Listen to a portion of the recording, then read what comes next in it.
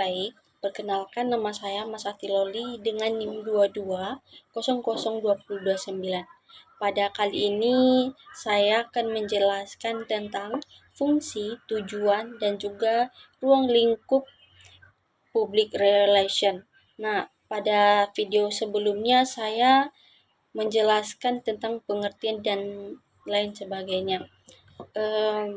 Sebelum saya menjelaskan tentang fungsi public relation, terlebih dahulu kita mengucap syukur kepada Tuhan Yang Maha Esa, di mana atas berkat dan rahmat-Nya saya dapat berdiri di depan kamera ini untuk menjelaskan apa fungsi, tujuan, dan juga ruang lingkup public relation. Nah, langsung saja saya menjelaskan apa-apa saja yang menjadi fungsi public relation.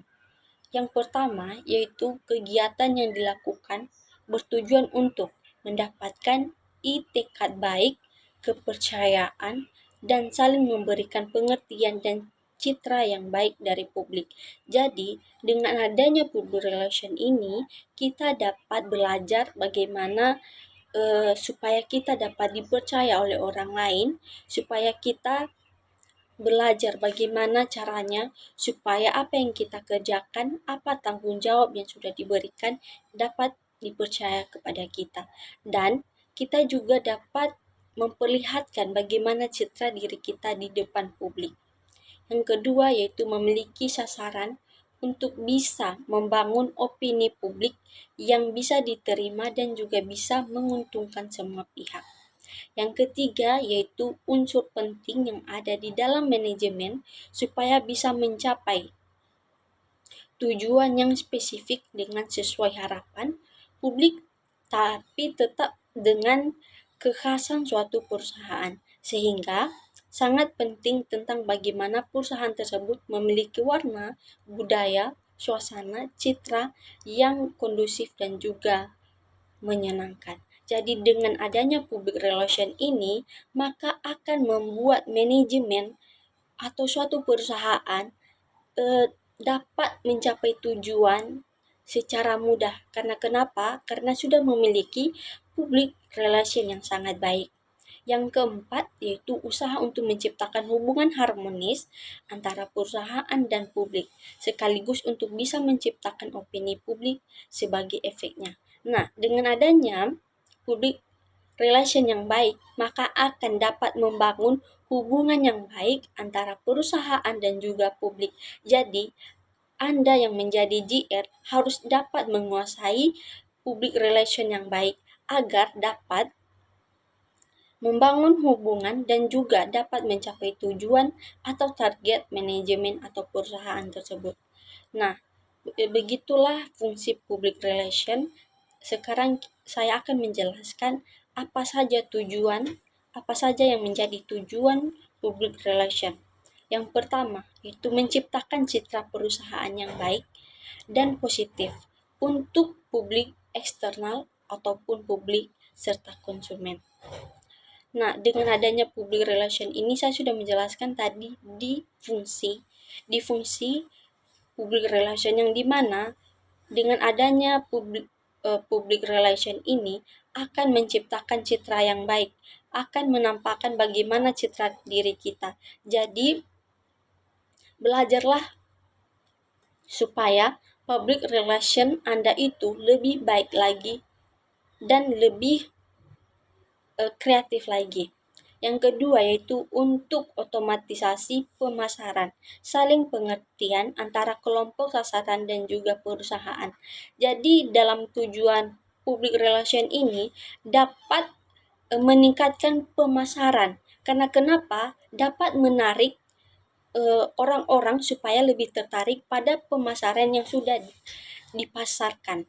Jadi dengan adanya publik yang baik, maka orang yang akan melihat akan tertarik, akan dapat mengerti lebih cepat apa yang kita jelaskan.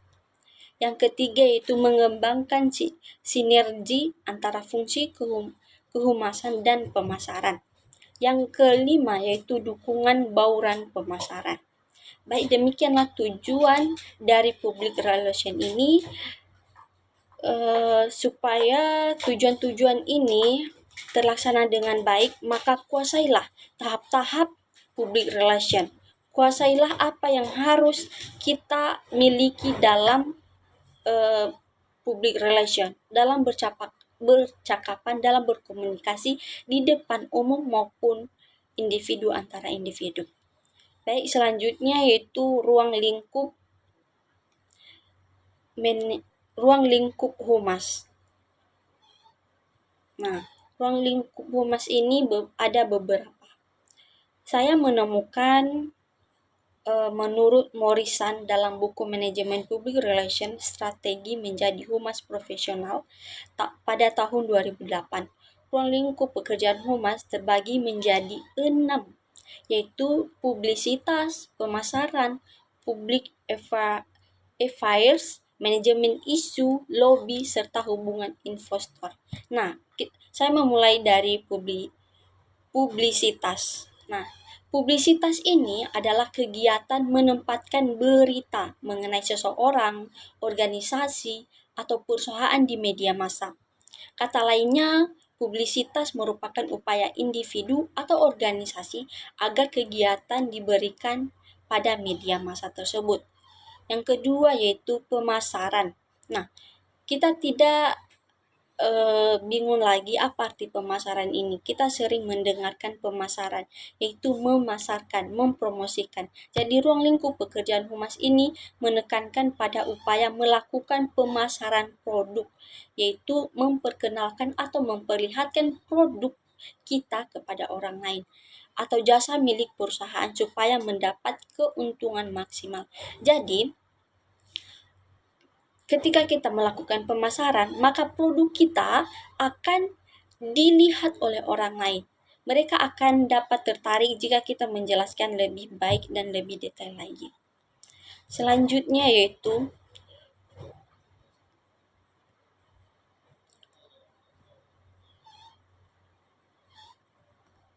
public affairs adalah bidang khusus humas yang tugas utamanya ialah membangun serta mempertahankan hubungan organisasi dengan pemerintah serta komunitas lokal agar bisa memengaruhi kebijakan publik. Perusahaan atau organisasi harus menjalin hubungan harmonis dengan pemerintah. Karena segala peraturan dikeluarkan oleh pemerintah yang nantinya harus ditaati oleh perusahaan tersebut. Yang selanjutnya manajemen isu. Nah, manajemen isu ini adalah upaya organisasi atau perusahaan untuk melihat kecenderungan isu atau opini publik yang muncul di tengah masyarakat dalam upaya memberi respon sebaik-baiknya.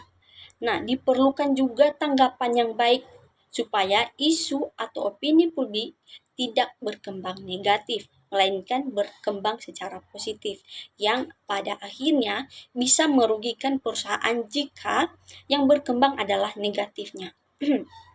Selanjutnya lobby.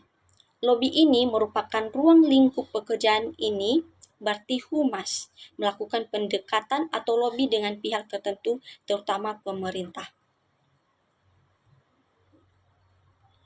Nah, dalam konteks humas, lobby sering diartikan sebagai bidang khusus humas yang bertugas membangun serta memelihara hubungan dengan pemerintah, terutama dengan tujuan memengaruhi peraturan dan perundang-undangan. Yang selanjutnya, ruang lingkup hubungan investor adalah bidang khusus humas yang bekerja pada perusahaan publik. Jeffkins menyebutkan bahwa salah satu khalayak utama humas ialah investor pasar uang atau masyarakat keuangan. Ruang lingkup pekerjaan humas berupa hubungan investor, sering kali berkaitan dengan masalah keuangan, sehingga sering disebut financial relation. Dalam konteks humas, tugas hubungan investor ialah meningkatkan nilai saham perusahaan serta mengurangi biaya modal dengan meningkatkan kepercayaan pemegang saham dan membuat saham perusahaan menarik bagi para investor.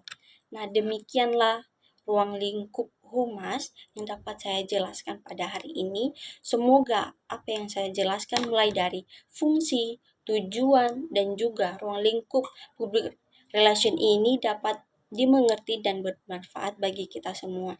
Semoga apa yang saya jelaskan berkaitan pada materi dan juga jika ada kesalahan dan juga kekurangan dalam penjelasan saya, mohon untuk dimaklumi. Sekian dan terima kasih.